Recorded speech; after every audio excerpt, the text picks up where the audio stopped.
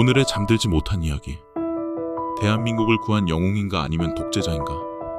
박정희 시대의 빛과 그림자. 이 이야기는 역사적 사실을 바탕으로 제작되었습니다. 1917년 11월 14일, 오늘날 경상북도 구미시 선산읍에서 한 아이가 태어났습니다.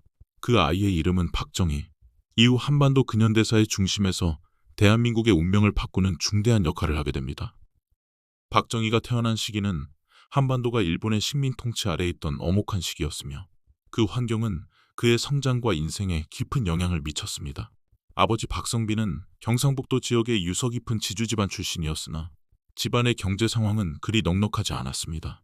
일제강점기의 경제구조와 농업 중심 사회의 한계 속에서 큰 부를 이루지 못했고 여러 어려움에 직면해 있었습니다.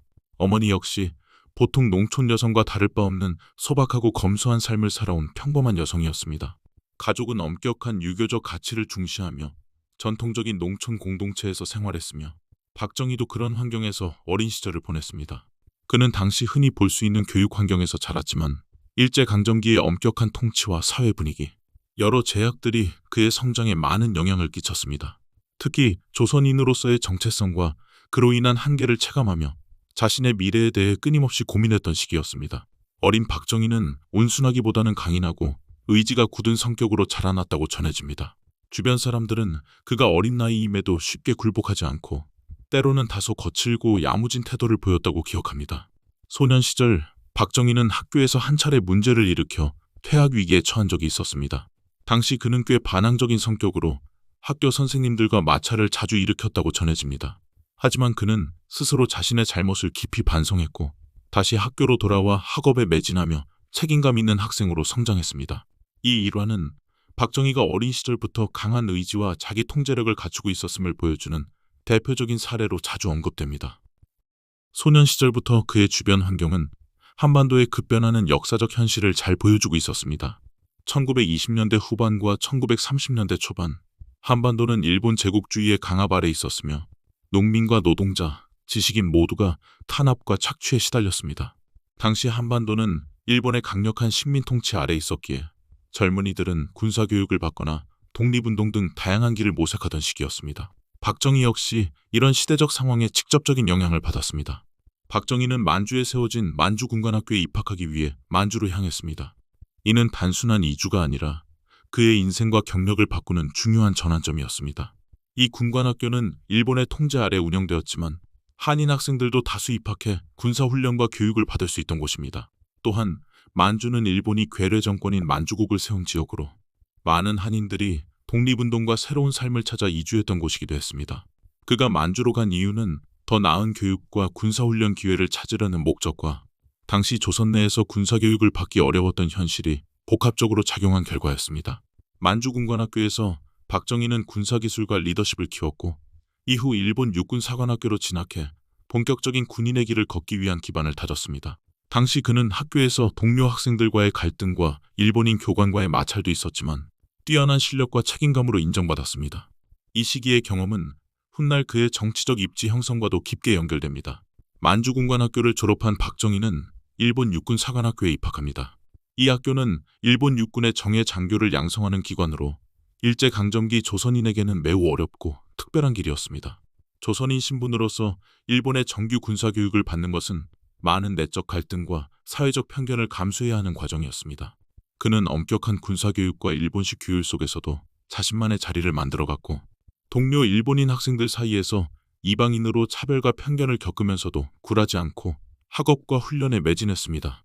그 과정에서 그는 뛰어난 체력과 리더십, 냉철한 판단력을 키웠습니다. 하지만 1944년 그가 일본 육군사관학교를 졸업할 무렵 한반도는 해방을 목전에 둔 혼란의 시기였습니다.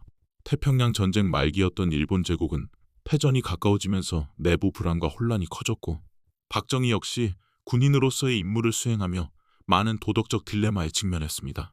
1945년 8월 15일 일본의 패망과 함께 한반도는 해방을 맞았습니다.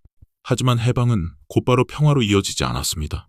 한반도는 남과 북으로 나뉘어 새로운 갈등과 혼란의 시대로 접어들었고 사회 전반에 깊은 불안이 자리 잡았습니다.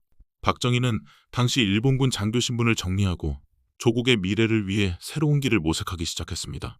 해방 직후 박정희는 군사 경험을 바탕으로 조선 경비대에 합류했습니다. 조선 경비대는 해방 후 혼란한 치안을 유지하기 위해 창설된 조직으로 이후 대한민국 육군으로 자리잡게 되는 조직입니다. 그는 이곳에서 군사적 역량을 발휘하며 빠르게 두각을 나타냈습니다.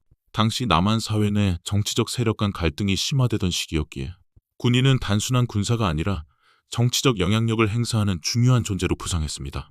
1948년 대한민국 정부가 수립되면서 박정희는 육군 소위로 임관했습니다. 1950년 한국 전쟁이 발발하자 그는 전선에서 직접 싸우며 군사 지휘관으로서의 경험을 쌓아갔습니다. 전쟁은 대한민국 사회에 큰 상처를 남겼지만 박정희 개인에게는 군 경력을 다지는 중요한 무대가 되었습니다. 참혹한 전쟁 속에서도 그는 강인한 생존력과 전략적 판단력으로 주변의 신뢰를 얻었습니다. 한국 전쟁이 끝난 후에도 국내 정세는 불안했고 정치권은 부패와 혼란으로 점철되어 있었습니다. 이런 상황에서 박정희는 군 내부에서 군사혁명을 꿈꾸게 되었습니다. 그는 군인이 나라를 바로잡아야 한다고 생각하며 군사 쿠데타를 통해 부패한 정치 세력을 교체하려는 강한 의지를 품었습니다. 1961년 5월 16일 박정희는 마침내 군사 쿠데타를 단행했습니다. 이 사건은 대한민국 현대사에서 극적인 전환점이 되었습니다. 박정희는 군사혁명위원회를 조직해 국가 권력을 장악했고 이후 대통령직에 올라 강력한 권위주의 정권을 구축해 나갔습니다. 그의 군 출신 지도자로서의 카리스마와 실용주의적 통치 방식은 경제 발전을 이끌었지만 동시에 민주주의 억압과 인권 문제를 야기했습니다. 군사 쿠데타 이후 박정희는 국가 재건과 경제 발전에 총력을 기울였습니다.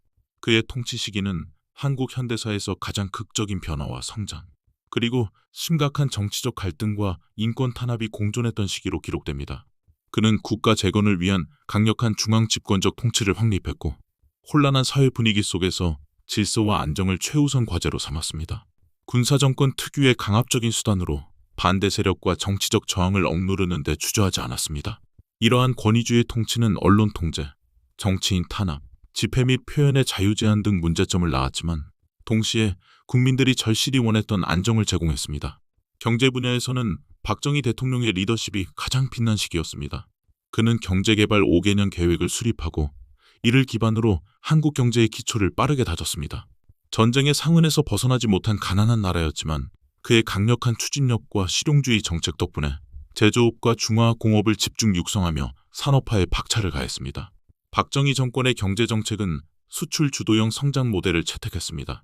정부는 적극적으로 기업을 지원하고 해외 자본과 기술 유치에 집중했습니다. 이 전략은 한국을 농업 중심 경제에서 세계적인 제조업 강국으로 탈바꿈시키는 데 큰 역할을 했습니다. 동시에 국민 생활 수준도 점차 향상되었고 교육과 사회 인프라에 대한 투자가 확대되었습니다. 그러나 박정희의 권위주의 통치는 많은 비판과 갈등을 낳았습니다. 그는 야당과 반대 세력을 강경하게 탄압했고 여러 차례 긴급조치와 국가보위법을 발동하여 민주화 운동을 억압했습니다. 특히 1972년 유신헌법을 발표하며 장기 집권 체제를 구축하고 대통령 임기를 무제한 연장해 사실상 독재 체제로 나아갔습니다. 유신 체제 하에서 언론과 표현의 자유는 심각하게 제한되었고 정치범과 민주화 운동가들이 수감되는 등 인권 침해 사례도 빈번히 발생했습니다. 국민 사이에는 두려움과 불만이 쌓였지만 경제 성장에 대한 기대와 성과가 이를 어느 정도 상쇄하기도 했습니다. 박정희 대통령은 남북 관계에서도 강경한 안보 정책과 국방력 강화를 통해 북한의 위협에 대응했으며 미국과 긴밀한 동맹관계 유지에 노력했습니다. 동시에 남북 대화를 통한 평화적 해결 시도는 제한적이었고 군사적 긴장 상태가 계속되었습니다. 그렇게 장기 집권을 이어가던 1979년 10월 26일 가장 가까이 두었던 중앙정보부장 김재규에 의해 박정희 대통령은 살해당하게 됩니다. 김재규는 박정희 대통령과 함께 만찬을 하던 중 권총을 꺼내 박 대통령에게 총격을 가했습니다. 이 자리에는 박 대통령의 경호를 담당하던 경호실장 차지철과 경호실 3부장 김계원도 함께 있었습니다. 총격으로 인해 김계원은 현장에서 사망했고 차지철은 심각한 부상을 입었습니다. 박정희 대통령이 피살된 이후 대한민국은 큰 정치적 격변기를 맞이하게 되었습니다. 그가 갑작스럽게 세상을 떠난 뒤 권력의 공백이 발생하자 신군부 세력이 빠르게 움직였습니다. 전두환과 노태우를 중심으로 한 신군부는 권력을 장악하며 군사정권을 유지했습니다. 이들은 정치적 반대 세력을 강경하게 탄압하며 국가 통제를 강화했고 이에 반발한 국민들과 민주화 세력 간의 긴장이 극도로 고조되었습니다. 한편 김영삼, 김대중 등 민주화 인사들은 이러한 억압에도 굴하지 않고 꾸준히 민주주의 회복과 정치 개혁을 위한 활동을 이어갔습니다. 1987년 6월 민주항쟁은 이러한 노력의 결실로 국민들의 거대한 참여와 압박 속에 대통령 직선제가 도입되는 계기가 되었습니다. 이를 통해 한국은 본격적으로 민주주의 체제를 확립하는 방향으로 나아가기 시작했습니다.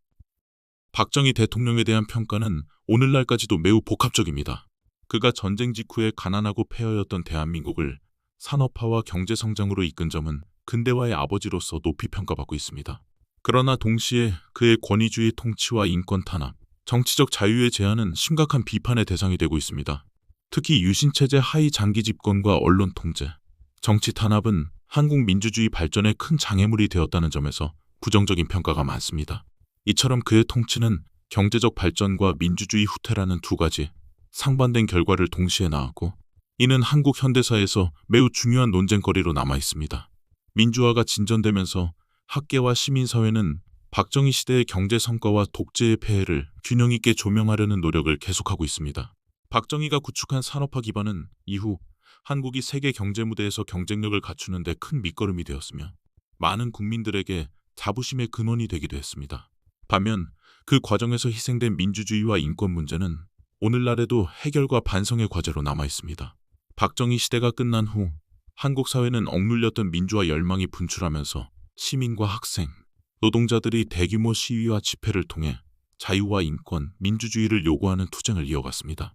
광주 민주화 운동을 비롯한 여러 민주화 운동은 한국 사회에 깊은 상처를 남겼지만 동시에 민주화 불씨를 키우는 계기가 되었습니다.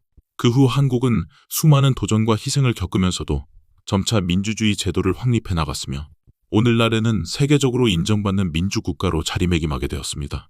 박정희 대통령의 삶과 시대를 돌아보는 것은 한국 현대사의 복잡성과 역동성을 이해하는 데 매우 중요한 의미를 지닙니다.